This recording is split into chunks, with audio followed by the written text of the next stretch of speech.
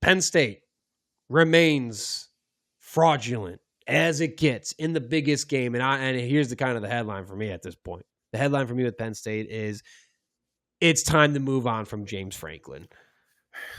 It's time to move on from James Franklin, and Drew Allar might be very overrated. And with the James Franklin thing, it's what you just said about Tomlin. Cool. Go out and beat the shitty teams. What else have you done? So this is fun. This is where James Franklin, crawl out of this one, buddy. I dare you. James Franklin is 1-15 versus top 5 teams. He is 4-21 versus top 10 teams. He is 15-30 versus top 25 teams. And hey, big games against, his version of the Ravens his version of the Chiefs and the Bills is Michigan, Ohio State. He's 4-17. Against everyone else, he's 122, 100 wins, 22 losses versus everyone else. So he kicks the shit out of the people you should be kicking the shit out of. But when you come down to brass tacks, this guy shits the bed against the good team. Since 2016, his only wins against top 10 teams are against Utah and Boise State. That's it. Since 2016. And I can take my high school team and go beat fucking one of them. I'm just being honest. Yeah. So, Joey, what do we got on James Franklin? I just think it's fascinating, right? Because he's a guy that's like a program builder or a program winner. And he built the program wonderfully. He just can't win the big game. And there's these different tiers of programs, right? Like I'm an Illinois fan, so I'm watching Bielema build something literally resurrecting the dead to make a real program in Champaign. Oh, yeah. Penn State's a different echelon. They're supposed to be up there with the top of the Big Ten, of course, but you're supposed to be in the conversation with the Alabamas of the world, the Georgia of the world, the Oregon of the world, based on the history of that program.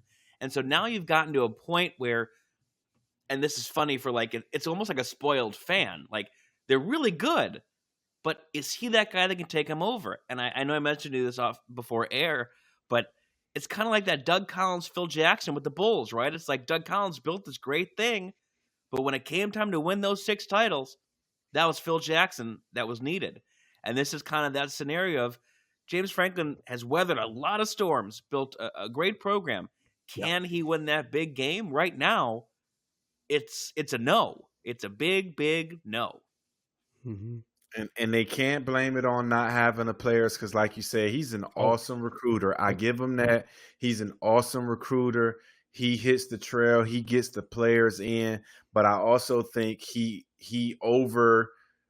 I'm with Austin. Drew Allar is not that guy. I mean, that interception in OT was like, I've seen that play 1,001 times. I looked like what they were trying to do to Flood, and then the one guy that you have to read, you're not reading, and you throw it to him. But I'm with you.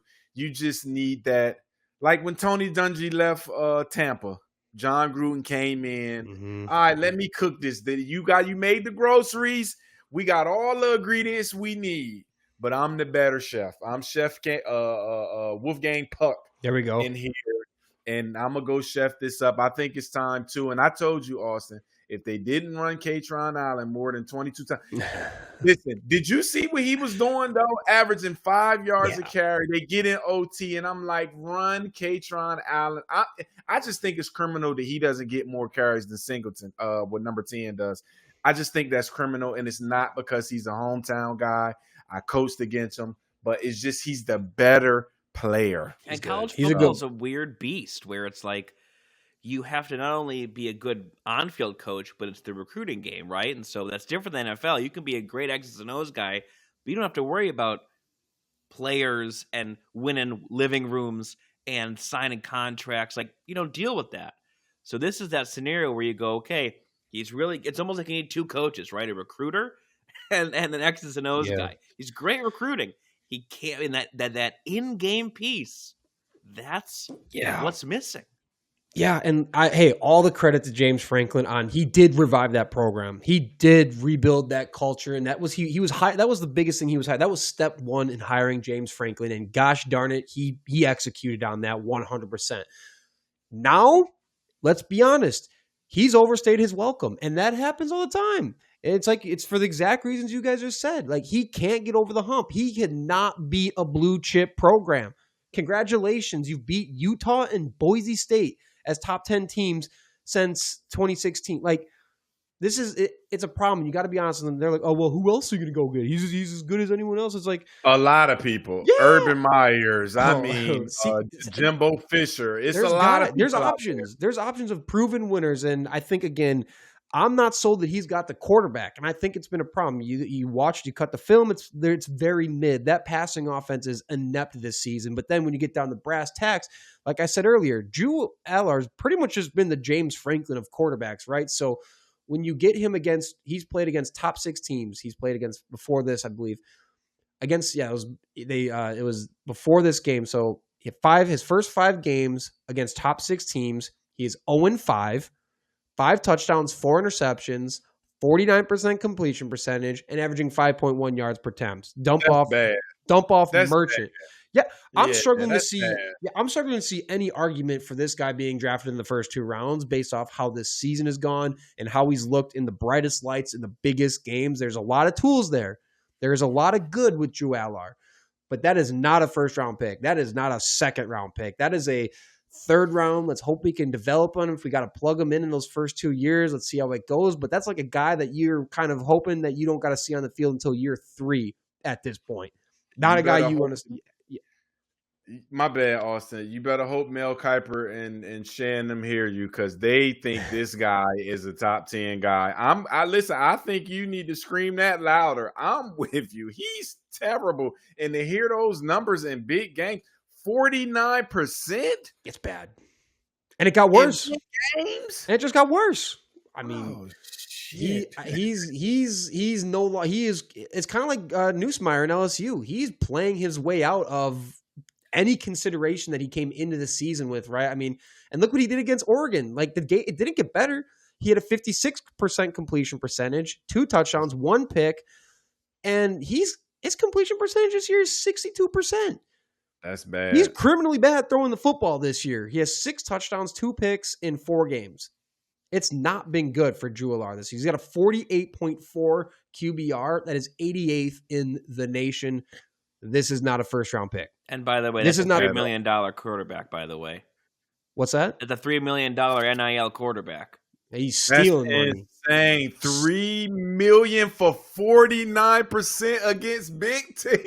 Stealing money. Hey, good for him. Oh my God. I Why need to not? go have a son. Yeah, if I can Yeah. have a fucking below average and still make $3 million, I'm gonna go have me Yeah. a son and just put the football in his hand. Now, I do say this.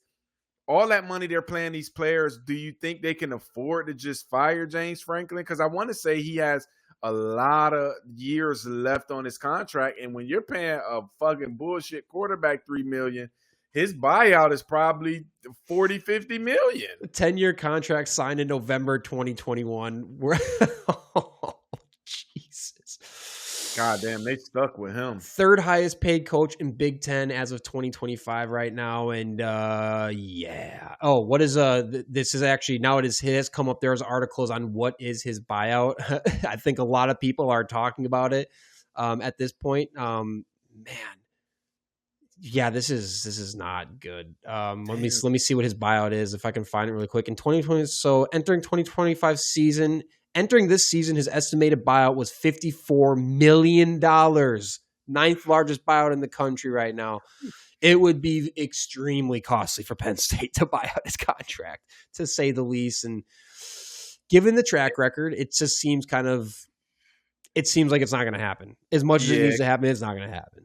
Because then you got to turn around and pay another big name 60, 70 million. So it's like, yeah. Drew Allar making $3 million. Joey, you saying that to me is blowing my mind. There's no way that guy should be. He makes $3 million is insane. He's bad. Yeah. Oh, I can't believe that. Highway robbery, man. Not good. All right. That's the wrap on college football. Let's get one into baseball.